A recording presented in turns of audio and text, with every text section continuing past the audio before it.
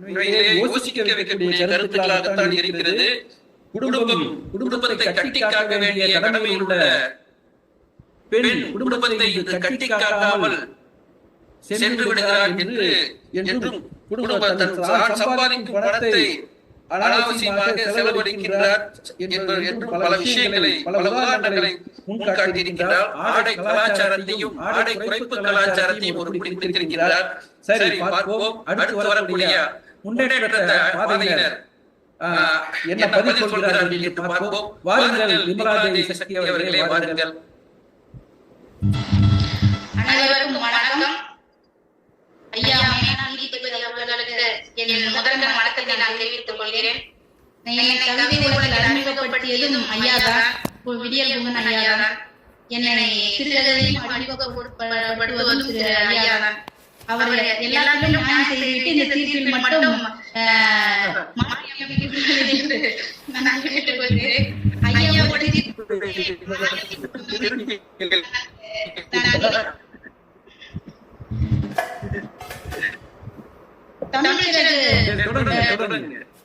தமிழ்ச்சிறகு குழு தலைவர் ஐயா துரியாசன் செண்பகராஜ் ஐயா அவர்களுக்கு வணக்கம். குழு நிர்வாகி சித்ராம் அவர்களுக்கும் மற்றும் பட்டிமன்ற பேச்சாளர்கள் அனைவருக்கும் நான் வணக்கத்தை கூறி என் உரைக்குள் செல்கிறேன்.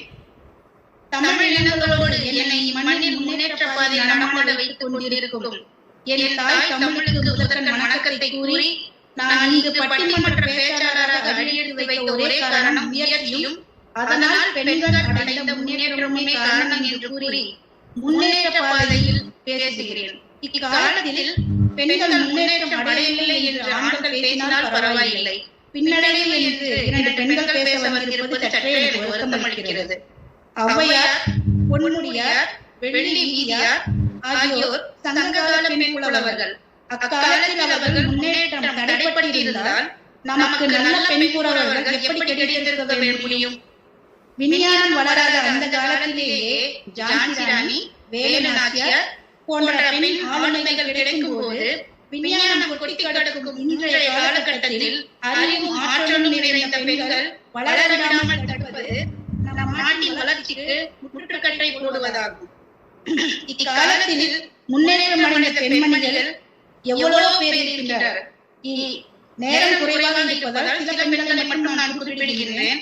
விண்வெளி பெண் கல்பனா சாவ்லா, காவல்துறை அதிகாரி முதல் பேர் திருநங்கை பிரியங்கா யாஷினி, முதல் பெண் IPS கிரண்பேடி, ஒலிம்பிக் போட்டியில் பதக்கம் வென்ற முதல் இந்திய பெண் கர்ணம் மல்லேஸ்வரி.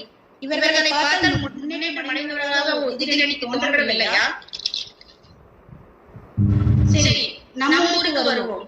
தமிழ்நாட்டில் 2019 சேலம் மாவட்டத்தில் 50 பேர் பங்கேற்ற மின்சார தேர்வு உடற்தகுதி குழுவில் 10 பெண்கள் கலந்து கொண்டனர். அதில் லதா என்ற பெண் 30 கிலோ எடையை முதுகில் சுமந்து கொண்டு 30 மீட்டர் உயர கம்பத்தில் ஏற வேண்டும். 8 நிமிடம் கடக்க வேண்டிய உயரத்தை அவள் 6 நிமிடம் கடந்து சாதனை பெற்றாள். அவளுக்கு அங்கு ஆடை சுதந்திரம் கிடைக்கப்பட்டதாலே சாதனை நிகழ்த்த முடிந்தது. ஆண்கள் மட்டும்தான் வந்து சாதனத்தை சரி செய்ய வேண்டும் என்றால் நம்ம கையை நமக்கு விதியாக வேண்டியதுதான் வரும் வரை. எத்தனை காலம்தான் பெண்கள் முன்னேற்றமே இல்லை என்று சொல்லுவீர்கள். சில ஆண்கள் என்ன செய்கிறார்கள் தெரியுமா? சில ஆண்களை பற்றி மட்டுமே நான் குறிப்பிடுகிறேன். சில ஆண்களுக்கு நீங்கள் விதிக்காத கட்டுப்பாடு இன்று பல சின்ன சிறு உலகமறியா பெண் குழந்தைகளின் உயிர் பறிபோகின்றன. இந்த செயல் முன்னேற்றமா? ஒரு ஆணை வீட்டில் ஒரே ஒரு நாள் சுதந்திரம் உங்களால் அடைய முடியுமா? பெண்கள் நாட்டின் கண்கள் என்று கூறிவிட்டு முன்னேற விடாமல் அவர்களை கண்களை கட்டிவிட்டால் என்ன நியாயம்? பெண்கள் நாட்டின் தெய்வம் என்று கூறிவிட்டு அவள் திறமைகளை விலக்கி கல்லாக்குகிறீர்களே, என்ன நியாயம்? இக்காலத்தில் நவீன சாதனங்களால் பெண்களுக்கு முன்னேற்றம் இல்லை என்றால் தமிழ் சார்ந்த நம்மை போன்ற லட்சிய பெண்கள் இங்கு எப்படி கூடியிருக்க முடியும்? எப்படி பேசியிருக்க முடியும்? முன்னேற்றம் என்பதை அவள் காணும் கனவை மாற்றிவிடக் கூடாது எதிரணி. பெண் குழந்தை பிறப்பு, கல்வி, வேலை வாய்ப்பு, உலகறிவு போன்ற விடயங்களில் ஒவ்வொன்றாக பெண்கள் முன்னேறி ஆண்களுக்கு நிகராக பெண்கள் என்ற நிலை மட்டும் அல்லாமல் ஆண்களை விட ஒரு சற்றே இன்னும் உயர்ந்தவர்கள் என்று சில ஆண்கள் சொல்லும் நிலை வந்துவிட்டது. இப்படிப்பட்ட காலத்தில் நீங்கள் முன்னேற்றமில்லை என்று பேசுவது சற்றே வருத்தம் அளிக்கிறது. படிக்கும் படிப்பிலிருந்து திருமண தேதி வரை சமூக முடிவுகளுக்கு கட்டுப்பட்டு தன் குடும்பத்திற்கு வெளிச்சமாய் நிற்கும் பெண்கள் தன் திறமைகளை உங்களை போன்ற ஆட்களால் வெளி காட்டாமலே மறைத்து விடுகின்றனர். ஒரு பெண்ணுக்கான முன்னேற்ற பாதையை அவளுடன் பயணிக்கும் பெற்றோர், சகோதரர், கணவன், சக மனிதன் இவர்களை சார்ந்தே அந்த பயணம் இருக்கும். அவர்களின் முட்டுக்கட்டையால் அவள் எங்கே கொண்டு போய் நானே சொல்லுவாள். 2 ஆண்டு போராட்டத்திற்கு பின்னும் பெண்ணின் திறமைக்கு தனிமை சிறை என்றால் சங்ககாலத்திலிருந்து இன்று வரை முன்னேற்றம் அடைந்த ஒவ்வொரு பெண்களின் வெற்றியும் அர்த்தமற்ற தவமாகும். எல்லா துறைகளிலும் பெண்கள் காலங்காலமாக முன்னேறி கொண்டிருக்கும் வேளையில் பாரதியாரும் பெரியாரும் பெண்களை பற்றி கண்ட கனவை வேறு நவீன பொருட்களோடும் நவீன நாகரிகத்தோடும் ஒப்பிட்டு அதை காகிதமாக்கி விடக்கூடாது என்று எதிராக நான் கேட்டுக்கொள்கிறேன். சாதாரண மனிதனை விட குறைந்த அறிவு கொண்ட ஆண் சிங்கம் சிங்க இனங்கள் உணவுக்காக வேட்டையாடும் பொழுது பெண் சிங்கமே வேட்டையாடி உணவு எல்லாருக்கும் பரிமாறும். அதை ஆண் சிங்கம் எல்லாருக்கும் எடுத்து கொடுக்கும். அப்படிப்பட்ட அறிவுரை இனங்களுக்கு பெண் சிங்கம் வேலை செய்யும் பொழுது அந்த குடும்பத்தை முன்னேற்றும் பொழுது ஆறறிவு படித்த மனிதன் எவ்வளவு உலகத்தை இந்திய நாட்டை முன்னேற்ற செய்வார்கள். அந்த பெண்கள் குடும்பத்தில் பெண்களுக்கு எவ்வளவு மரியாதை கிடைக்கின்றதோ அந்த அளவுக்கு நாட்டிலும் சமூகத்திலும் அவளுக்கு மரியாதை சரிசமமாக கிடைத்தால் பெண்கள் முன்னேறுவார்கள் என்று சொல்லி பெண் அன்றும் இன்றும் என்றுமே அவளுடைய பாதை முன்னேற்ற பாதை என்று கூறி என் உரையை நிறைவு செய்கிறேன். நன்றி, வணக்கம். சரியான நேரத்தில் முடிச்சிட்டீங்க. சரியான நேரத்தில் முடிச்சிட்டீங்க. நல்லது. பல்வேறு கருத்துக்களை அடுக்கி வைத்திருக்கிறார். எத்தனை பெண்மணிகள் கல்பனா சாவ்லா முதல் கொண்டு எத்தனை பேர் வந்து முன்னேறினார்கள். ஒரு துபானை போட்டு ஒரு சூழ்நிலையா பதவி சொல்லுவாங்க. எத்தனை பேர் தங்களை எப்படியா பெண்கள் முன்னேறவில்லை சொல்ல முடியும். முன்னேற்ற பாதையில் தான் அவர்கள் அப்படியே கொடி நாட்டிக் கொண்டு செல்கிறார்கள் என்று விமலா சக்தி அவர்கள் பேசியிருக்கிறார்கள். குயில பிடிச்சு கூண்டுல அடிச்சு ஆட சொல்றது உலகம் பாட சொல்றது மாதிரி ஏதோ சில இடையில சொன்னாங்க. பெண்களை பண்ணலாமா அப்படின்னு மாதிரி ஏதோ கேள்விகள் கேட்டாங்க. ஏன்னா திடீர்னு அடிமாறிக்காக கொஞ்சம் யோசனை பண்ணிட்டு இருந்தேன். சரி, பரவாயில்ல. சரி, முன்னேற்ற பாதைக்கு நல்ல வலு சேர்த்து சென்றிருக்கிறார். அடுத்தபடியாக பின்னடைவு அணிக்கு பேச ஒருவர் திரு மோகன தனலட்சுமி அம்மாங்க. அவங்க கடைசியா வருவாங்க. மோகனகிருஷ்ணன் தெரியாதியா? சரி,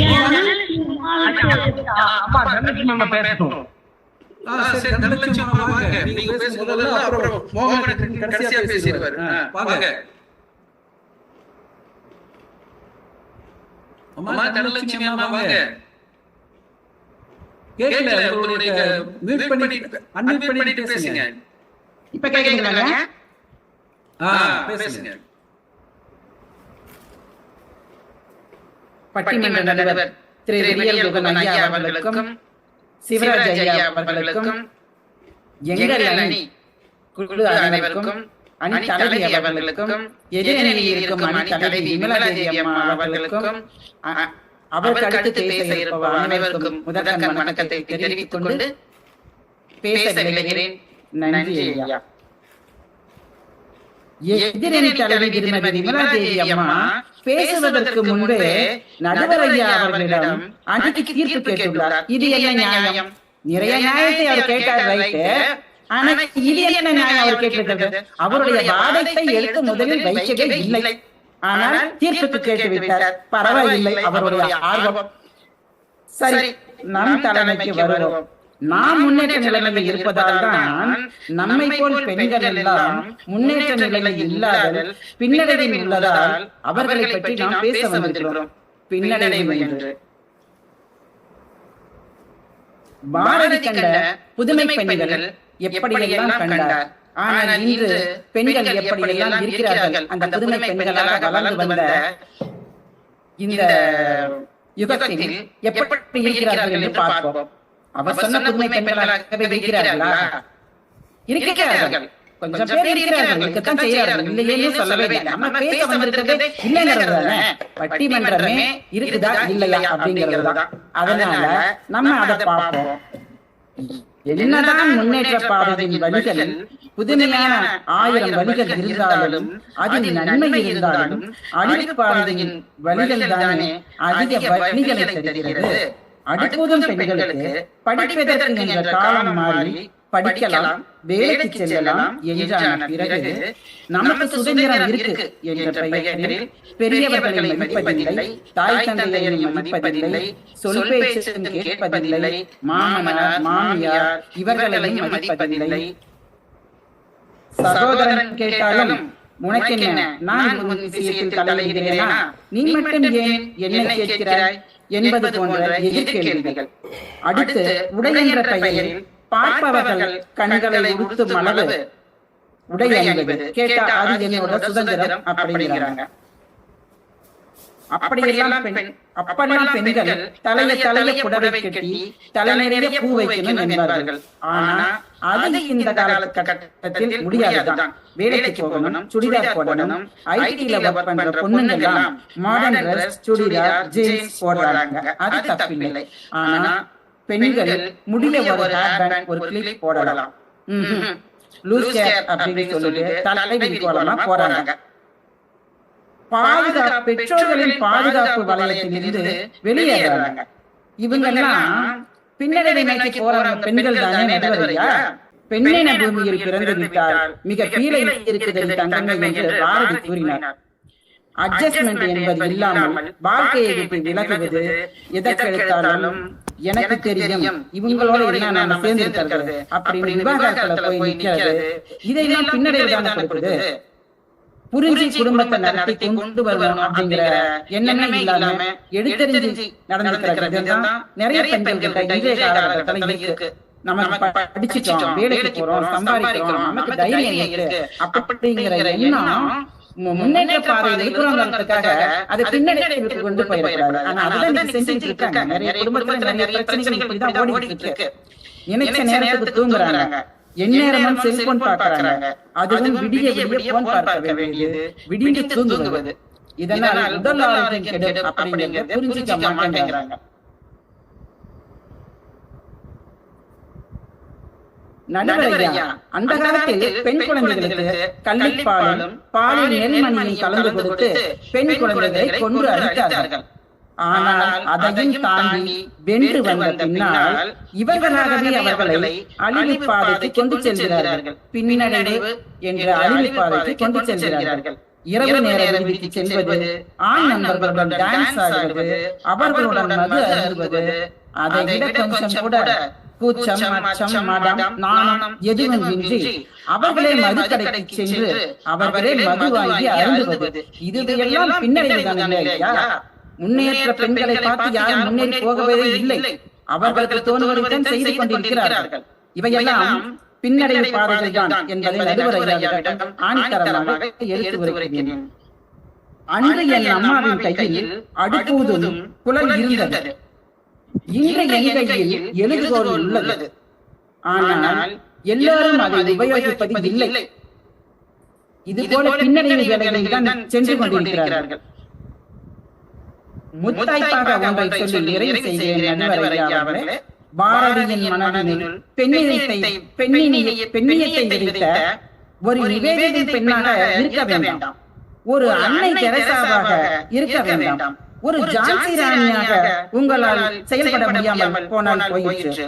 ஒரு வேலு நாச்சியாராக, ஒரு கல்பனா சாவ்லாவாக